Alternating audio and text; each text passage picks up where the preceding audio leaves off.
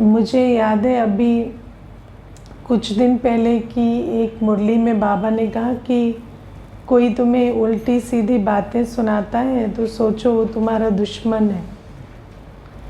मैं आपको इससे जुड़ा एक अनुभव सुनाती हूँ। जब मैं शुरू में ज्ञान में आई तो एक बड़े भाई साहब क्लास करा रहे थे मधुबन में, और यही वाणी होगी शायद जिसके संदर्भ में उन्होंने वो क्लास कराई थी।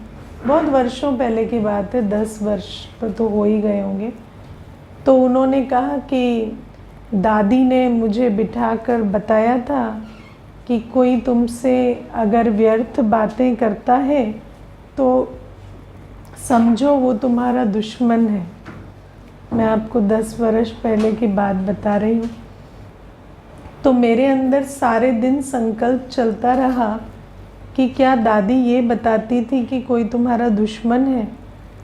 तो अंदर मेरे आता रहा कि क्या किसी को दुश्मन समझना चाहिए। तो ऐसे संकल्प बहुत समय तक चले। तो ये जो बातें हैं ये बड़ी समझने की बातें होती हैं, क्योंकि जब बाबा कहते हैं दुश्मन है तो बाबा और एक किसी के लिए कहते हैं दुश्मन है, वो कौन है? माया, है ना। तो बाबा हमें दुश्मन जब कहते हैं तो दुश्मन से सावधान। दुनिया में हमारा जो एटीट्यूड है दुश्मन से घृणा, तो घृणा तो बाबा के बच्चे करते नहीं ना। तो जब बाबा कहते हैं कि कोई दुश्मन है तो माना उसके प्रेजेंस में तुम आत्मा सतर्क रहो। ऐसे नहीं कि तुम अपने मन बुद्धि को खोलकर जो भी वो दे रहा है तुम रिसीव किए जा रहे हो। तो बाबा का जब भाव होता है, बाबा जब कहते हैं कि वो तुम्हारा दुश्मन है ऐसा जानकर चलो, तो इसका अर्थ है कि जब वो आत्मा सामने है तो मैं आत्मा अपनी पूरी सतर्कता में, अवेयरनेस में रहूं कि कोई भी बात ऐसी व्यर्थ या नकारात्मक मेरी बुद्धि में प्रवेश ना करे। तो ये पॉइंट जो था मुझे याद है कि मेरे ख्याल 6 वर्ष या 7 वर्ष पहले मुझे ये बात समझ आई। 3 वर्ष तक तो मैं यही सोचती रही कि क्या दुश्मन समझना चाहिए किसी को, है ना। तो ऐसी बहुत सारी बातें बाबा की मुरली में आती हैं जिनको सही संदर्भ में समझना बहुत आवश्यक होता है।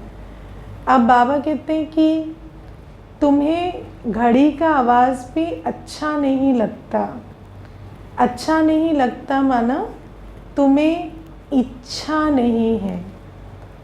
बाबा हमें एक बात समझाते हैं मुरलियों में कि बच्चे कहते हैं इच्छा तो नहीं है पर अच्छा लगता है ना। बाबा मुरलियों में कहते हैं ना, इच्छा तो नहीं है पर अच्छा लगता है।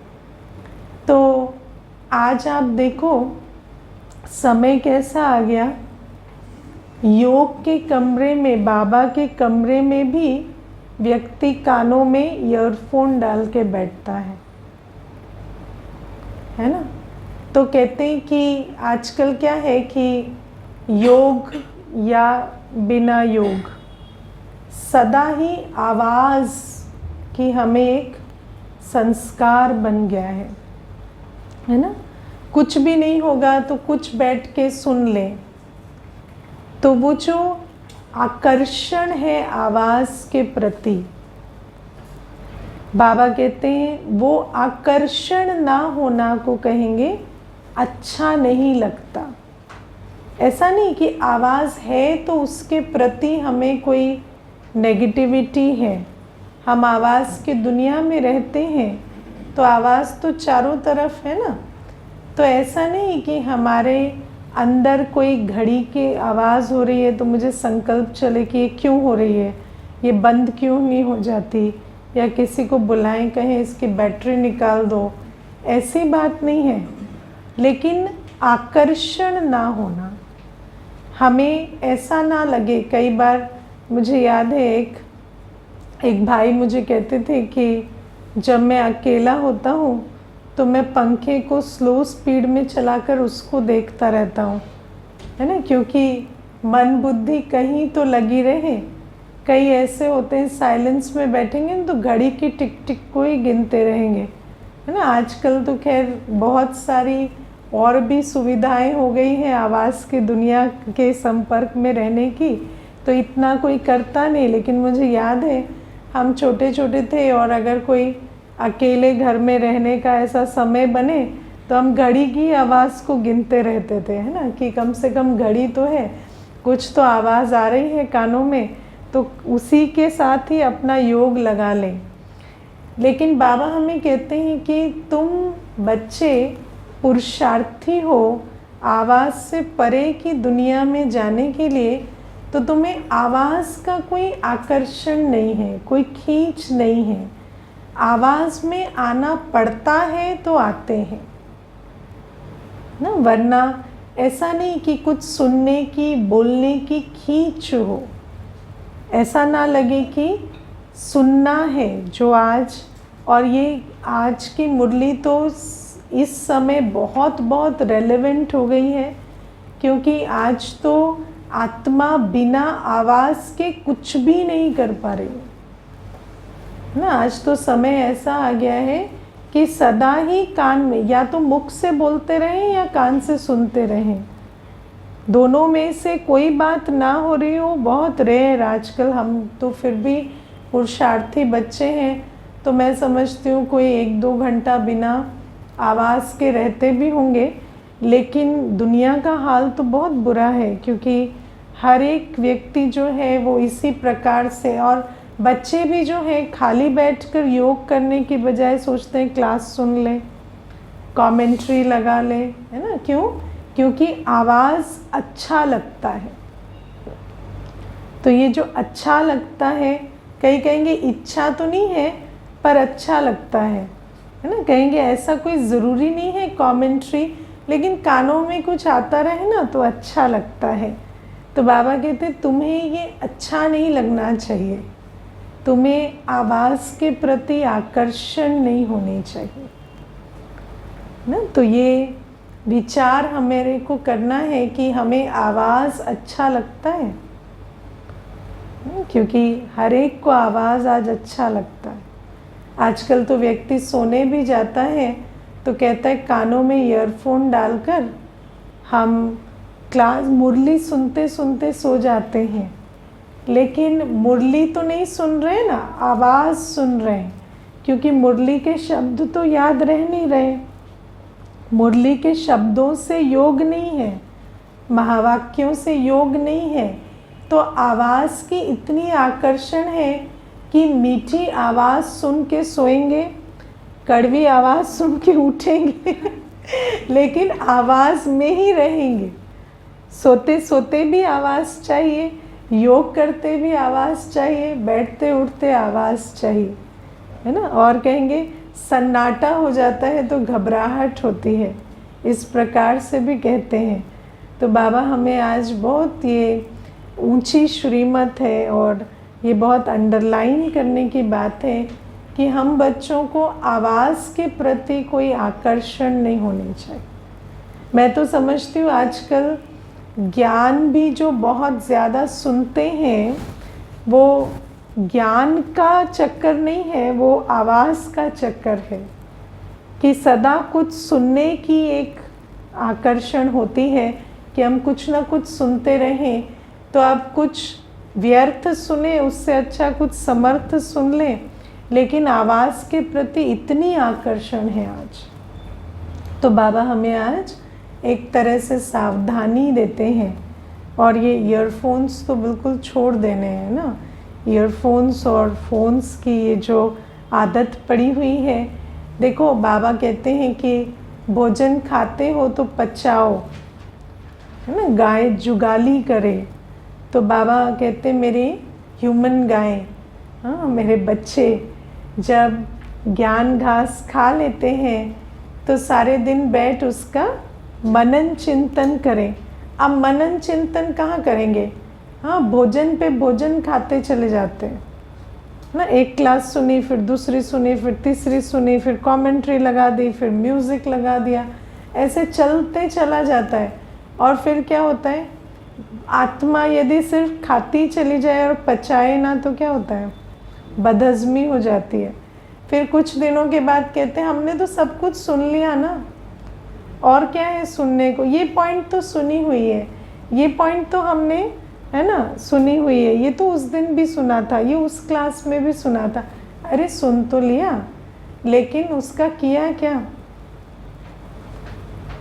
तो ये जो सुनते चले जाते हैं और सुनने में ही अपने आप को क्या समझते हैं, जैसे हमारे को धारण हो गई है, उसी एहसास में रहते हैं। तो बाबा हमें कहते हैं कि यही इम्बैलेंस हो रहा है। तो जितना सुना है उतना हजम भी करें, है ना। तो बाबा हमें कहते हैं हमें आवाज़ के प्रति आकर्षण नहीं होनी चाहिए। हमारे एक मुरली एक मंथन क्लास बहुत है सारे दिन में, है ना। एक मुरली एक मंथन और फिर अपना चिंतन मनन, इतना किया तो बहुत है। और बाबा कहते हैं उसके अलावा साइलेंस में आत्मा अपने स्वधर्म में रहे और चिंतन मनन करे, ज्ञान का चिंतन मनन करे और योग युक्त होकर बाबा के गुणों का, पवित्रता का, शांति का अनुभव करें। ये पुरुषार्थ होना चाहिए आत्मा का। तो ये भी बहुत इम्पोर्टेंट जो बाबा की आज श्रीमत मिली। और प्यारे बाबा आज हम बच्चों को कहते हैं कि अभी गीता एपिसोड चल रहा है ना, मैं आया हुआ हूँ और तुम्हें अब मेरी मत पर चलना है। आज बाबा ने पवित्रता पर भी बहुत अंडरलाइन किया है कि मैं पवित्र बनाने आया हूँ, प्योरीफाई करने आया हूँ। और बाबा हमें कहते हैं कि मैं आकर तुम्हें अपना बना रहा हूँ, तुम पार हो जाएंगे, हाँ, यदि मेरे बनेंगे। लेकिन बाबा इसमें जो बात समझाते हैं कि जैसे मीरा ने लोकलाज कुल की सारी मर्यादाएं छोड़ दी और एक गिरधर की बनी, ऐसे बनना पड़े। अब मैं आज विचार कर रही थी मीरा के विषय में, तो मीरा को क्या मिला? मीरा तो एक तस्वीर के सहारे, है ना, अगर आप देखें तो बस श्री कृष्ण की मूर्ति के सहारे इतना उन्होंने लोकलाज कुल की मर्यादाएं छोड़ दी, इतना तक कि जहर का प्याला पीने को तैयार हो गई, लेकिन पतित नहीं बनूंगी, इतना कह दिया। लेकिन विचार करने की बात है, इतने निश्चय का आधार क्या था? कुछ भी नहीं, कोई आधार था, बस एक प्रेम। और हमें तो निश्चय के लिए कितनी सारी चीज़ें हैं।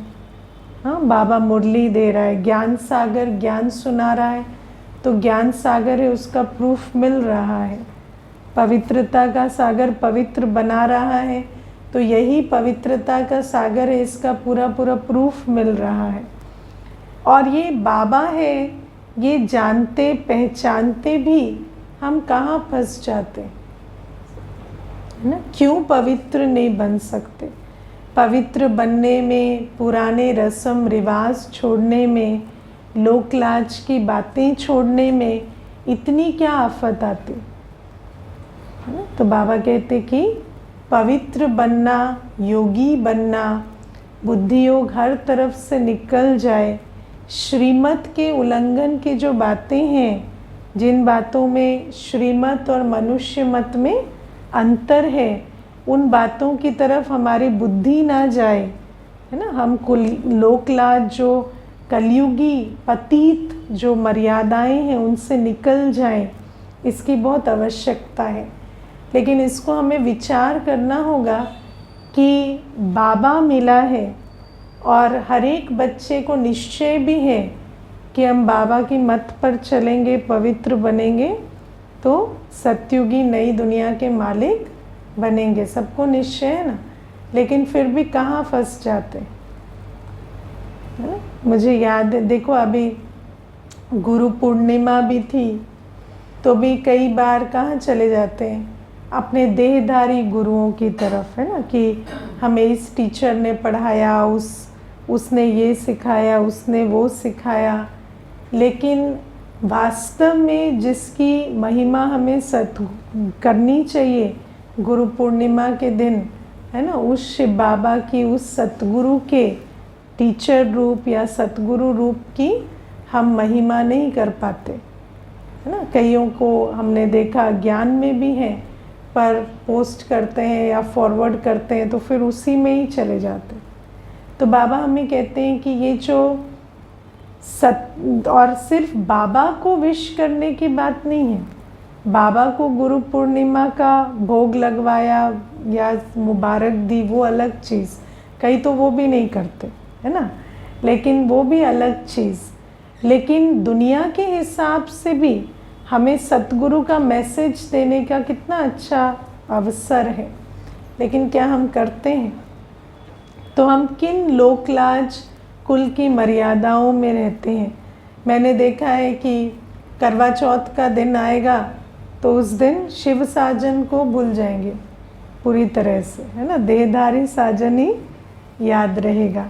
या दुनिया भर की जो भी हमारी जो रस्म रिवाज होती हैं जितनी भी भारत में, या आप देखो कि दीपावली भी है या होली भी है या रक्षाबंधन भी होता है, तो जो सत्य जो बाबा के साथ, बाबा ने जो उसका यथार्थ अर्थ बताया, उसमें स्थित होने के जगह वही जो पुराने मनाने के ढंग से मनाने लगते हैं। तो बाबा ने हमें जो बताया कि मनाना नहीं है, बनना है ना, क्योंकि ना दीप जल रहे हैं ना रंग लग रहे हैं, बस ऐसे ही मनाते चले जा रहे हैं दुनिया वाले भी, और तुम भी मनाते चले जा रहे हो। तो बाबा हमें ये बातें समझाते हैं, और फिर खास पवित्रता की बात पर तो सारी लोकलाज आ जाती है। पवित्र रहना और किसी को पवित्रता का मार्ग दिखाना। मैंने ऐसा भी देखा है, माताएं ज्ञान में चलती हैं, अपने बच्चों को लाती हैं। एक माता ने मुझे कहा, दीदी इनको पूरा कोर्स कराना, लेकिन इनको पवित्रता की बात मत बताना, है ना। तो ऐसा भी कहते हैं कि बच्चों को पवित्रता की बात नहीं सिखाना, क्योंकि पवित्रता की बात पर लोकलाज कुल की बातें आ जाती हैं कि घर में जाकर बताएंगे तो युगल कहेंगे तुम इनको कहाँ लेकर जा रहे हो, और कई तो इतना कहने की हिम्मत नहीं रखते तो बच्चों को लाते ही नहीं, है ना।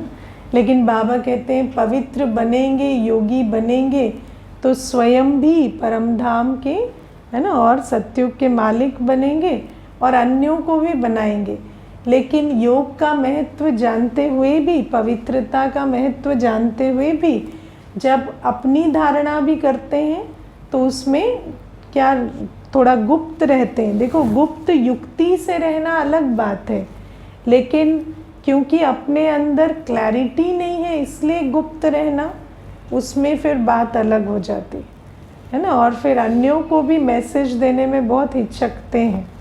मैंने देखा है कि आप दुनिया में ऐसे बहुत सारे इंसिडेंट्स हुए हैं हमारे सामने, जहाँ पर अगर 5 व्यक्ति भी पवित्रता पर प्रश्न उठा रहे हैं, लेकिन एक आत्मा अपनी पूरी दृढ़ता और क्लैरिटी के साथ कह देते हैं हाँ इसमें प्रॉब्लम क्या है, तो सामने वाला बिल्कुल शांत हो जाता है।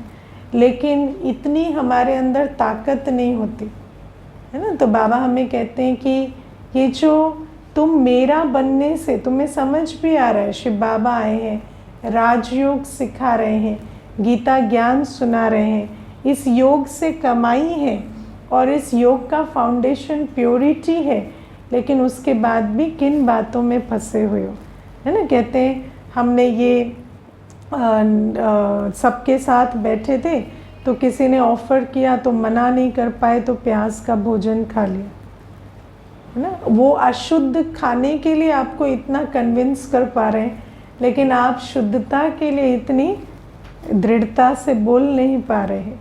तो ये भी क्या है, ये सब लोकलाज कुल की मर्यादा। कौन क्या सोचेगा, कौन क्या समझेगा। वैसे भी कोई आपके बारे में क्या सोचता है या जानता है, आप जानते हो क्या? है ना। लेकिन हम अंदर सोचते हैं कि वो हमें बहुत अच्छा सोचते हैं, और फिर हम वो अच्छा बनने के लिए श्रीमत का उल्लंघन करते हैं, अपनी तकदीर को लकीर लगाते हैं, और फिर पता चलता है कि अच्छे तो हम उनके लिए बने फिर भी नहीं, है ना। और फिर मैंने ये भी देखा कि आप ऐसे किसी सिचुएशन में हैं और आपको लगता है कि दूसरा व्यक्ति प्रेशर डाल रहा है तो खा लेते हैं, फिर वो बाहर जाकर कहते हैं इनका ना सब नाटक ही, आज 10 बार बोला तो खा लिया। वैसे पिछली बार ना 2 दिन तक ऐसे ही करते रहे, हम अपना बनाएंगे अपना बनाएंगे, आज ज़िद किया तो खा लिया। इनका वैसे कुछ पक्का नहीं है, ये ऐसे ही ना कभी मौका लगता है तो खा लेते हैं, कभी नहीं खाते हैं, ऐसा ही चलता है। ये सब दिखावे का ही चक्कर है। तो ये भी क्या है ना, हम सोचते हैं हम लोक लाज मान रहे हैं और वहाँ पर बाबा की भी इज्जत गवा रहे हैं और अपनी भी। तो बाबा हमें ये बातें समझाते हैं कि अब तुम एक मेरे बनो ना, मैं जो कहता हूँ उसी मत पर चलो और इसी से तुम पार जाएंगे। योगी बनो, पवित्र बनो। और आज प्यारे बाबा हम बच्चों को कहते हैं कि स्कूल में जॉइंट होना पड़ेगा, है ना। बाबा ने स्कूल खोला है तो स्कूल में जॉइंट होना पड़ेगा। मैं कभी कभी विचार करती हूँ, देखो कोविड आया, 2 वर्ष कोई स्कूल नहीं गए, स्कूल तो जाना आना बंद हो गया था, ऑनलाइन क्लासेस भी क्या नाम मात्र ही होती थी। मैंने एक भाई को पूछा कि आप कितने पैसे देते हैं स्कूल में, तो मुझे बोला 25,000 रुपये महीना है बच्चे की फ़ीस।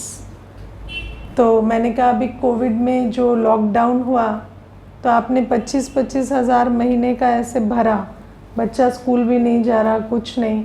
तो कहता हाँ। तो फिर मैंने कहा अच्छा। फिर उन्होंने कहा अब दीदी क्या करें, स्कूल में तो एडमिशन तो दिला के रखना पड़ेगा ना, क्योंकि वहीं से तो फिर उनकी डिग्री और उनका सब कुछ होगा। तो मैं अपने मन में विचार कर रही थी, इतनी बात हमारे बच्चों को समझ आ जाती तो कितना अच्छा था ना। क्योंकि देखो पढ़ाई तो स्वयं ही करनी होती, पढ़ाई तो चाहे आप उस लौकिक स्कूल में हो चाहे वैसे हो। आज पढ़ाई के तो बहुत माध्यम है, आज व्यक्ति चाहे तो इंटरनेट पे बैठ के भी सारी पढ़ाई कर सकता है। तो क्लास से सुनने की या समझने की या पढ़ने की मनाही कहीं नहीं है। शिव बाबा भी ये नहीं कहते हैं कि तुम आज की मुरली के सिवाय कुछ सुन नहीं सकते या पढ़ नहीं सकते, है ना, कि जो भी हम चाहे पढ़ सकते हैं, सुन सकते हैं। इतना खजाना है, इतने अनुभव की क्लासेस हैं, इतना सब कुछ है, लेकिन एक जगह एडमिशन तो लेना पड़ेगा। कई मैं देखती हूँ आजकल यूट्यूब स्टूडेंट्स हैं जिनका किसी सेंटर से कहीं से भी कोई लेना देना नहीं है, कोई कनेक्शन नहीं है। तो जब ऐसा होता है, मुझे एक भाई ने कहा कि मैंने एक बार उसको पूछा कि आप कहाँ से कनेक्टेड हैं, आपकी टीचर कौन है, सेंटर क्या कौन सा है।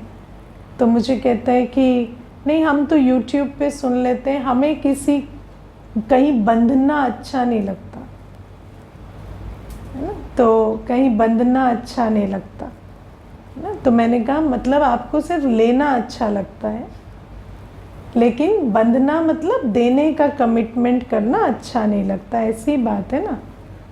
क्योंकि बंधना और क्या होता है, मैंने उसको कहा आप क्लास रेगुलर सुनते, कहते हैं हाँ रेगुलर सुनते। तो लेने के लिए तो बंधे हुए हैं ना, बस देने के लिए नहीं बंधना है। या कोई अब मुझे पूछे कि मेरी प्रोग्रेस क्या है, कोई चेक करे, उसके लिए मुझे बंधन नहीं चाहिए।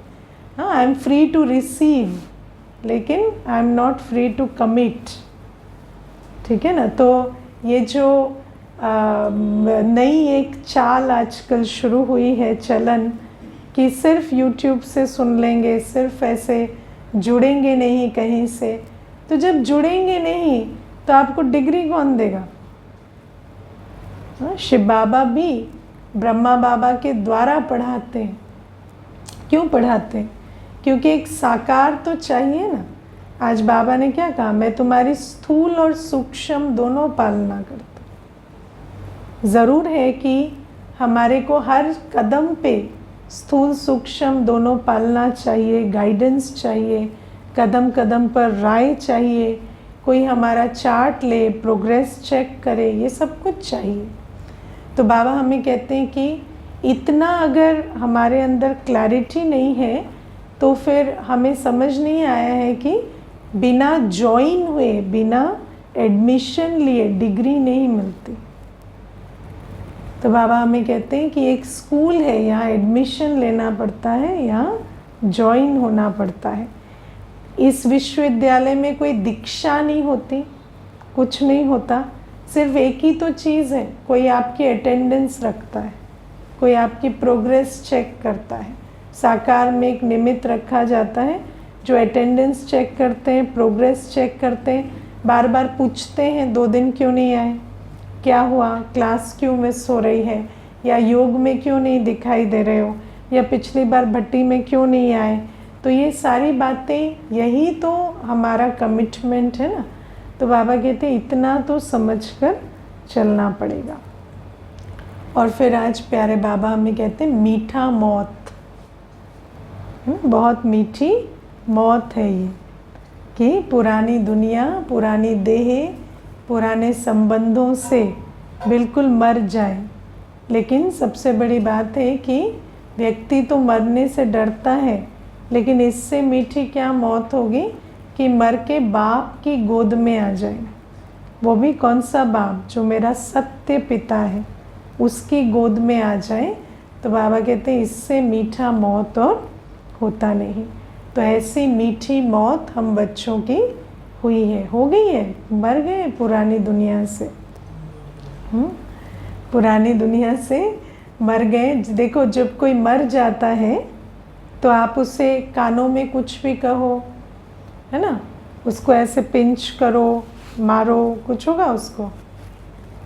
कुछ नहीं होगा, है ना। तो पुरानी दुनिया का कोई भी प्रभाव हम पर ना हो। शरीर को कुछ भी हो जाए, संबंध में कुछ भी होता रहे ऊपर नीचे, हमें अंदर जैसे मृत को उसका भान नहीं आता ना, ऐसे हमें उसका भान ना आए। हमें सिर्फ बाबा की बात सुनाई दे, कर्म, आँख, कान सब बाबा के लिए खुले। हम जी रहे हैं तो सिर्फ इस तरफ, एक तरफ हमारी सारी रिसेप्टिविटी है और दूसरी तरफ से मरे हुए हैं। ऐसा हमें बनना है ना। तो बाबा कहते रहना इसी दुनिया में है, लेकिन जैसे वहाँ से मरे पड़े हैं और यहाँ हमारी जीवन चल रही है। तो बाबा कहते इतनी अच्छी मीठी मौत हम बच्चों को मिली है। और आज प्यारे बाबा हमें कहते हैं कि जो भी खजाने बाबा ने हम बच्चों को दिए हैं उनको टाइम पर यूज़ करें तो फिर वो बढ़ते हैं। कभी ऐसा ना हो कि समय बीतने के बाद संकल्प आए कि ऐसा करते या ऐसा कहते या ये कर्म करते तो ठीक था ना। मैं अभी विचार कर रही थी, पीछे देखो एक बहन ने मुझे कहा कि मैं ना किनारा कर लेती हूँ ना। ऐसे सुना रही थी कि मैं, जैसे मेरे अंदर बहुत ट्रॉमा है, मेरे साथ पीछे जो भी बातें हुई जीवन में, उस आधार से मेरे अंदर बहुत ट्रॉमा है। तो मुझे जैसे कोई ऐसा फील होता है कि ये मुझे वेलकम नहीं कर रहे या इनकी तरफ से मुझे स्नेह की वाइब्रेशन नहीं आ रही, तो मैं वहाँ थोड़ा किनारे हो जाती हूँ। तो मैंने उनको कहा ये तो ईगो है ना। तो कहते नहीं दीदी, ईगो नहीं है, ये ट्रॉमा है। मुझे अंदर बहुत घबराहट होती है। सामने वाला ऐसा सोचता होगा कि शायद ये मुझे देखकर मुंह मोड़ लिया या मेरे साथ आकर मिले नहीं। कई बार सामने वाला कह भी देता है, ये देखते हैं तो बात नहीं करते या साइड से चले जाते हैं, मिलते नहीं। लेकिन ये ईगो नहीं है, ये ट्रॉमा है ना। मेरे अंदर वो घबराहट होती है, मुझे इतना कॉन्फिडेंस नहीं आता कि मैं किसी से जाके मिलूं बोलूं, तो देखने में ईगो लगती है पर ट्रॉमा है। तो फिर मैं उसको ये समझा रही थी कि जो ईगो होती है वो ट्रॉमा का बैंडेज ही होती है ना। ईगो क्या है? हमारी बैंडेज है ना। आत्मा के अंदर जो इतना वूंड है, इतना जो घाव हुआ है, आत्मा को अंदर घात हुआ है जन्मों जन्मों से, उसका बैंडेज ही तो हम ईगो लगा के चलते हैं ना। रिजर्व रहना माना गंभीर रहना, तो ठीक है, बाबा कहते हैं गंभीर भी रहो, रमणीक भी रहो। लेकिन अगर हम किनारा कर रहे हैं, या अगर हम हर प्रकार की ईगो, ये जो लेबल, पोजीशन, सबका जो हम आवरण चढ़ा कर घूमते हैं, ये सब कुछ किस आधार से होता है? वही ट्रॉमा जो अंदर है ना। तो बाबा हमें कहते हैं कि अभी हीलिंग करो, है ना। क्योंकि जितना जितना बाबा के खजानों को कार्य में लगाना, अब बाबा के खजानों को हम कार्य में क्यों नहीं लगा पाते? बाबा हम पर इतना स्नेह लुटाता है, हम स्नेह स्वरूप होकर क्यों नहीं चल पाते? हम ज्ञान स्वरूप होकर क्यों नहीं चल पाते? क्योंकि ये जो 63 जन्मों से जो इकट्ठा किया है ना अंदर, वो काम करता रहता है। वो जो 63 जन्मों से हर्ट है, एंगर है, या जो भी कुछ अज्ञान है, मनुष्य मत है, वो जो सब कुछ इकट्ठा किया हुआ है, वो जब परिस्थिति आती है तो पहले वो काम में आने लगता है ना। सिवाय इसके कि बाबा का ज्ञान, बाबा के गुण, बाबा की शक्तियों से हम काम करें, जो हमारे पुराने संस्कार बने हुए हैं और पुरानी मतें हैं, वो अंदर काम करने लगती हैं।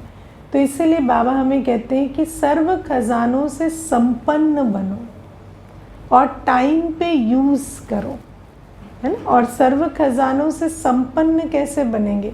जितना हमारा योग बाबा से होगा, है ना। बहुत सूक्ष्म है ये योग, लेकिन हमें अपने योग का चार्ट रखना पड़ेगा कि हमारा योग कितनी देर पुरानी दुनिया से है और कितनी देर बाबा से है।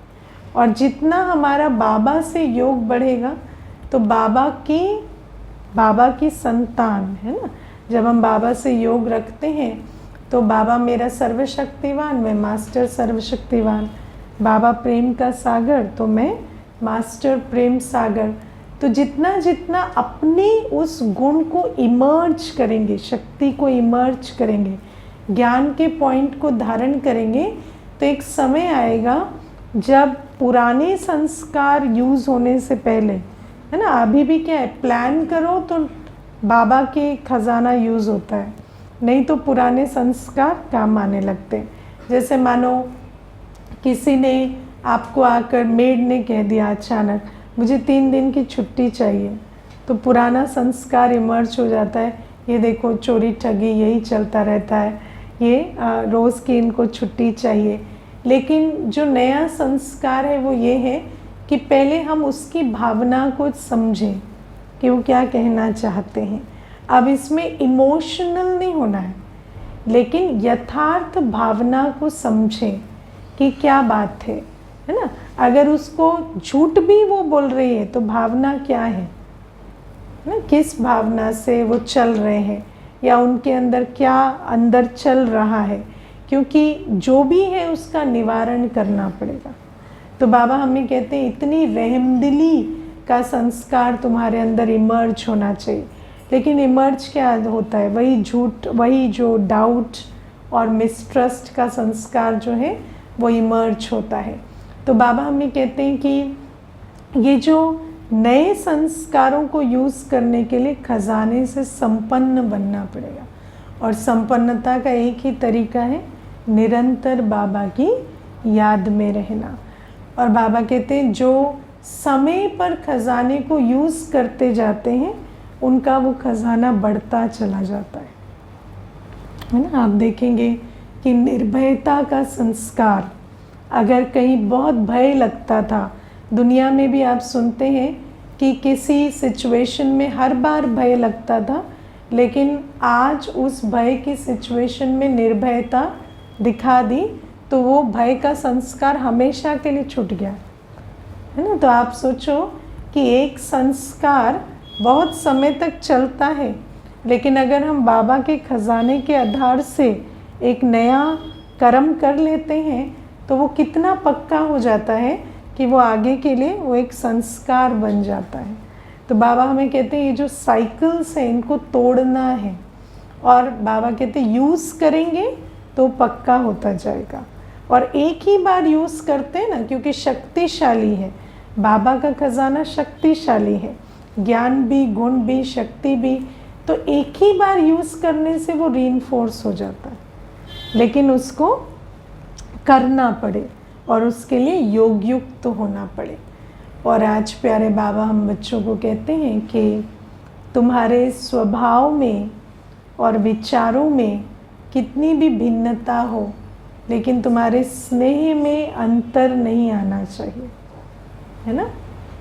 हमारे अंदर क्या है कि अगर हमारे स्वभाव और विचारों में भिन्नता है तो हमारे स्नेह में सबसे पहले अंतर आ जाता है, लव ब्लॉक हो जाता है। आप देखना कि दुनिया के संदर्भ में तो बात ही अलग है। छोटे बच्चे भी होते हैं ना, मानो बच्चा है घर में, 10 वर्ष का है, 12 वर्ष का है, अगर उसकी परफॉर्मेंस अच्छी नहीं हुई क्लास में, उसका रिपोर्ट कार्ड ठीक नहीं आया, तो सबसे पहले अंदर क्या होता है, उसके प्रति स्नेह खत्म हो जाता है ना। और बच्चे को भी मैसेज किया जाता है कि if you are not a good performer I don't love you. तो साइकोलॉजी में भी आजकल ये सिखाते हैं कि जब आप किसी को मैसेज देते हो, है ना, मैसेज वर्बल नॉन वर्बल दोनों होता है, तो बाबा ये जो आज हमें सिखा रहे हैं कि स्नेह ब्लॉक ना हो। तो जब स्नेह ब्लॉक नहीं होगा ना, तो आपका मैसेज क्या जाएगा, मुझे तुम्हारी परफॉर्मेंस से आपत्ति है लेकिन आई स्टिल लव यू। तो वो जो स्नेह है वो उसको शक्ति भरेगा परिवर्तन होने की। लेकिन अगर एक तरफ ये कह दिया कि आपका परफॉर्मेंस ठीक नहीं है, उसको बदलो, और वो जो परफॉर्मेंस बदलने के लिए जो परिवर्तन शक्ति चाहिए, वो स्नेह ही जो शक्ति का आधार है, उसी को ब्लॉक कर दिया, तो फिर वो आत्मा क्या होती है, धीरे धीरे पतन की तरफ चली जाती है। और ये हर आत्मा के प्रति है। हमें किसी का काम पसंद नहीं आया, किसी के बोल पसंद नहीं आए, किसी का विचार पसंद नहीं आया, किसी का स्वभाव, माना जो उनकी नेचर है, काम करने का ढंग है, उठने बैठने खाने पीने का ढंग है, अगर वो हमें पसंद नहीं आया तो हम सबसे पहले क्या करते हैं, उसकी तरफ अपना स्नेह ब्लॉक कर देते हैं, है ना। आप कभी विचार करते हो, मैं कभी कभी बैठकर सोचती हूँ कि बाबा हमें इतना कुछ कहता है, समझाता है, रियलाइज़ कराता है, लेकिन बाबा हमें बांध के कैसे रख पाता है ना। कोई मनुष्य हमें इतना कह दे तो हम अगली बार उसके पास जाए ही ना, है ना। लेकिन बाबा से हम इतना कुछ सुन लेते हैं, सीख लेते हैं, फिर भी बाबा हमें बांध कर कैसे रखता है। बाबा बांध के रखता है अपने स्नेह से। हमें बाबा सब कुछ कहता है, शिक्षा देते हैं, समझानी देते हैं, सावधानी देते हैं, लेकिन उस सब में वो जो स्नेह की भासना है वो निरंतर बनी रहती है। कभी आपको बाबा से ये फीलिंग नहीं आती कि बाबा ने आज मुझे डांट लगाई तो प्यार नहीं करता।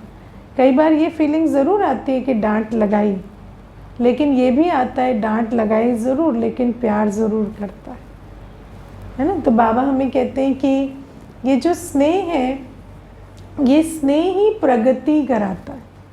तो किसी के स्वभाव में अंतर है, किसी के विचारों में अंतर है, लेकिन अगर स्नेह नहीं है तो फिर हम संगठन में नहीं चल पाएंगे, और संगठन में नहीं रहेंगे तो परिवर्तन कैसे आएगा, है ना।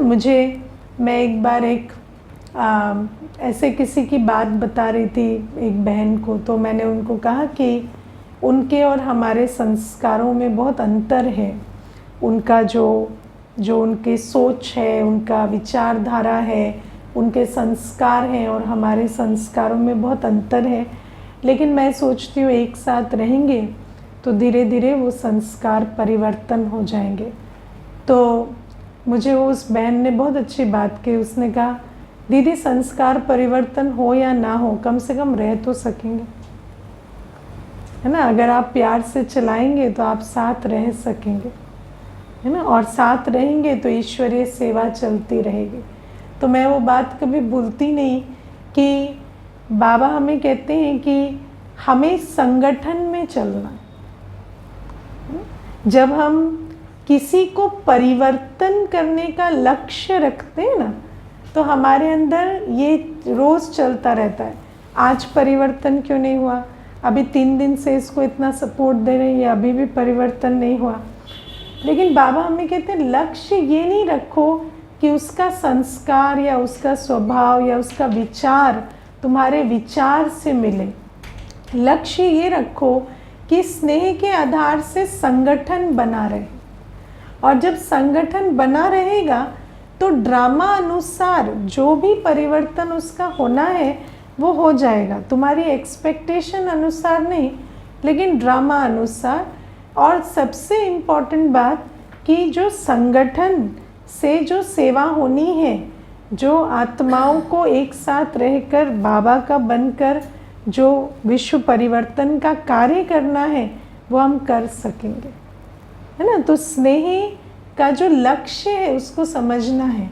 स्नेह से सहनशीलता आती है, सहनशीलता से संगठन बना रहता है, और जब संगठन बना रहेगा तो जब इकट्ठे रहेंगे तो है ना, थोड़ा थोड़ा तो आगे बढ़ेंगे ही, कोई पीछे तो नहीं जाएंगे।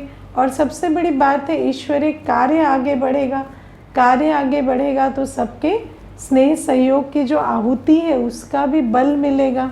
तो बाबा हमें कहते हैं कि विचारों की भिन्नता के कारण, संस्कारों की भिन्नता के कारण तुम स्नेह को ब्लॉक नहीं करेंगे तो आत्मा संगठन से नहीं निकलेगी, और संगठन में रहते रहते रहते सब धीरे धीरे परिवर्तन होते ही चले जाएंगे। तो इसको हमें समझना है। और जहाँ पर स्नेह ब्लॉक होता है ना, वहाँ आत्मा संगठन से ही निकल जाती है ना। तो कई बार मैं पेरेंट्स की भी बात सुनती हूँ, कहेंगे कि बच्चा ऐसे करता था, ऐसे करता था, ऐसे करता था, बहुत सारी कंप्लेंट्स थी, उसके बाद उसके प्रति बहुत स्ट्रिक्ट रहे, ऐसे रहे वैसे रहे, और अब बच्चा क्या है, फ़ोन ही नहीं करता। कहते वही कर ले जो पहले करता था, पर फ़ोन तो करे ना, बात तो करे ना। लेकिन यदि स्नेह को विड्रॉ कर देंगे ना, तो संगठन से ही निकल जाएंगे, वो आपके हाथ से ही निकल जाएंगे। उसके बाद क्या, उसके बाद उसका वो ऐसा है वैसा है, वो सारी बातें क्या रहेगी, कुछ फ़ायदा नहीं हुआ उसका। तो बाबा कहते हैं अगर किसी के विचारों में भिन्नता भी है, स्वभाव संस्कारों में भिन्नता भी है, तो स्नेह को जोड़ कर रखेंगे तो समीप रहेंगे, समीप रहेंगे तो कुछ ना कुछ तो संग का रंग लगेगा। और दूसरी बात है, हर आत्मा, ब्राह्मण आत्मा अपनी जब संगठन में रहती है तो अपने पुण्य कर्मों के बल से भी बहुत कमाई कर लेती है। लेकिन अगर निकल जाएंगे संगठन से तो क्या कमाई करेंगे ना। तो ये भी हमें बहुत अच्छे से समझ कर चलना है कि कितना भी कोई अंतर महसूस हो, लेकिन हमें अपनी स्नेह की एनर्जी ब्लॉक नहीं करनी। लेकिन वो कब होगा, जब हमारा स्नेह ईश्वरीय स्नेह है। क्योंकि दुनिया में स्नेह स्वार्थ का स्नेह होता है। स्वार्थ का स्नेह माना मेरी सुने मेरी माने, है ना, या मेरे हिसाब से चले तो स्नेह है, या ये दे तो स्नेह है ना। अगर वो स्नेह का आधार है तो फिर नेचुरल है कि जहाँ स्वार्थ सिद्धि नहीं होगी वहाँ फिर स्नेह ब्लॉक होगा ही होगा।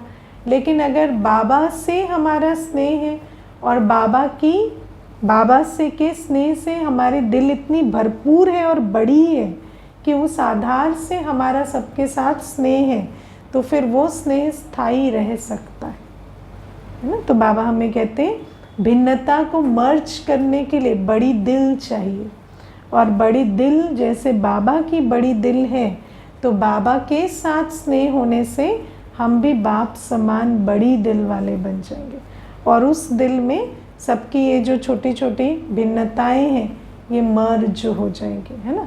तो सारा सोर्स से अगर कनेक्टेड नहीं है, क्योंकि मैं आपको बताऊं जैसे आज बाबा फिलॉसफी की बात करते हैं, तो फिलॉसफी अगर आप गूगल में चेक करेंगे तो फिलॉसफी का अर्थ है कि ट्रूथ, एग्जिस्टेंशियल ट्रूथ, जो दुनिया में सत्य क्या है उसकी जो डेफिनेशन है। तो दुनिया में भी आप देखो कि सबको प्यार से रहना चाहिए, जैसे मैंने आपको कहा साइकोलॉजी भी कहती है कि एनर्जी ब्लॉक नहीं करनी चाहिए। लेकिन मैंने जीवन में एक बात को बहुत क्लोजली अनुभव किया है, आप वही देते हैं जो आपको मिलता है, आप वही देते हैं जो आपको मिलता है। अगर आपने लेना नहीं सीखा है तो आप दे नहीं सकते। आप भले चाहेंगे देना, समझेंगे भी, लेकिन अंदर यही आएगा जब मुझे नहीं मिला तो हम कैसे दें, है ना। इसीलिए व्यक्ति जो ले रहा है वही दे रहा है ना। लेकिन हम समझते हैं कि लेने की सब्जेक्ट देने वाले के ऊपर है, लेकिन लेने की सब्जेक्ट लेने वाले के ऊपर है। अब शिव बाबा प्रेम का सागर है, शिव बाबा तो हर शक्ति गुण का सागर है, हमारे सामने बैठा है। अगर हम बाबा से ले नहीं सकते तो हम किसी को दे भी नहीं सकते। तो इस बात को बहुत अच्छे से समझ कर चलना है। जिस भी चीज़ का मुझे स्वरूप बनना है, मुझे पहले बाबा से लेना सीखना होगा, और लेना भी विधिवत होता है ना। अगर पवित्र नहीं बनते, योगी नहीं बनते तो लेंगे कैसे, और लेंगे नहीं तो फिर आगे कैसे देंगे। तो बाबा हमें कहते हैं कि दुनिया में भी फिलॉसफी बहुत है ना। दुनिया में भी कहते हैं ऐसे रहो, ऐसे चलो, ये करो, ये नहीं करो, लेकिन सच्ची फिलॉसफी बाबा ही सुनाते हैं। क्योंकि अगर सोर्स से कनेक्शन नहीं है तो ऐसा करना अच्छा है समझेंगे, लेकिन करने की भरपूरता ही नहीं आएगी, है ना। तो इसीलिए ये जो आज बाबा की श्रीमत। ओके, ओम शांति।